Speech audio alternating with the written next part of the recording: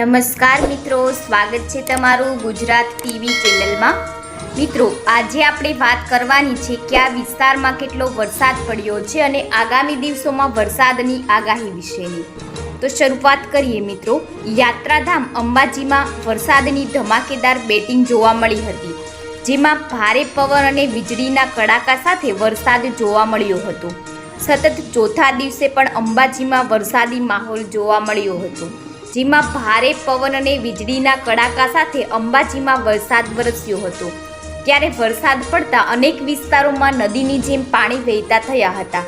મહત્વનું કહી શકાય કે કાળા ડિબાંગ વાદળો સાથે અંધારપટ છવાયું હતું। દિવસના ભારે ઉકળાટ બાદ વરસાદ પડતા ઠંડક પ્રસરી હતી।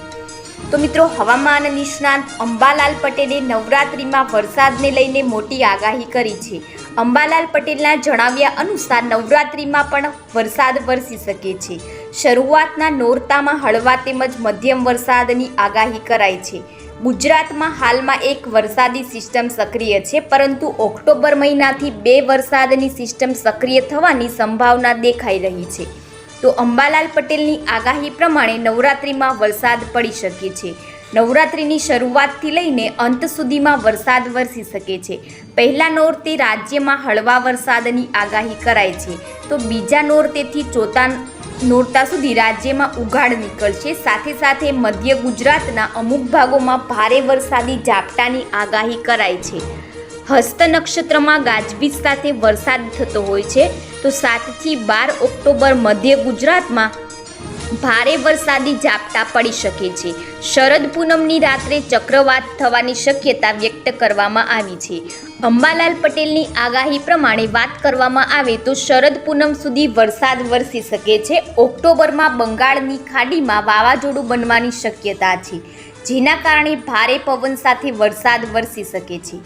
અરબી સમુદ્રમાં પણ વાવાઝોડું બનવાની શક્યતા છે। 10 ઓક્ટોબરથી બેસતા ચિત્રા નક્ષત્રમાં વરસાદની આગાહી કરાઈ છે।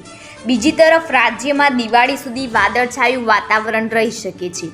તો ભાવનગરની કાળુભાર નદી 2 કાંઠે વહેતા તેના પાણી હાઈવે સુધી આવી ગયા છે। અમદાવાદ ભાવનગર હાઈવે પર પાણી ફરી વળતા રોડ બંધ કરાયો છે। વલભીપુર ઉમરાળામાં વરસાદને લઈને નદી 2 કાંઠે વહી રહી છે। નદી 2 કાંઠે વહેતા થતાં હાઈવે પર કોઝવેના પાણી ફરી વળ્યા છે। ચમારડી ગામ નજીક પાણી ફરી વળતા વાહન વ્યવહાર બંધ કરાયો છે।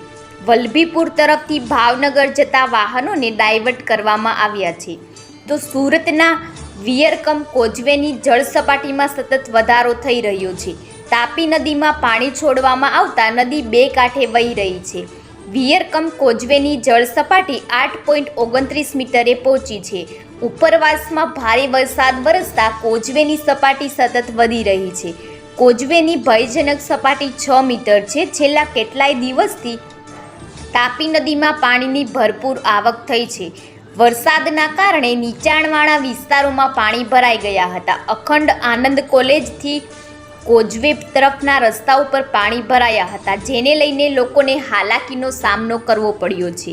આ ઉપરાંત વહેલી સવારથી જ વરસાદી માહોલ હોવાથી કામકાજ અર્થે જતા લોકો તેમજ સ્કૂલ કોલેજ જતા લોકોને છત્રી તેમજ રેનકોટ સાથે જવાની ફરજ પડી હતી। દર વર્ષની સરખામણીએ આ વર્ષે સુરતીઓ નજીવા વરસાદમાં પણ હાલાકી ભોગવતા જોવા મળ્યા છે। તો ગુજરાતમાં આ વખતે ચોમાસું સારું રહ્યું છે। હવે ધીરે ધીરે વરસાદનું જોર ઘટ્યું છે। ભારે વરસાદની હાલ કોઈ આગાહી કરવામાં નથી આવી અને રાજ્યમાં હળવાથી મધ્યમ વરસાદની આગાહી કરવામાં આવી છે। અમદાવાદ અને ગાંધીનગરમાં હળવા વરસાદની આગાહી કરાઈ છે। હાલ એક વરસાદી સિસ્ટમ સક્રિય છે, જેના કારણે હળવો વરસાદ વરસી શકે છે।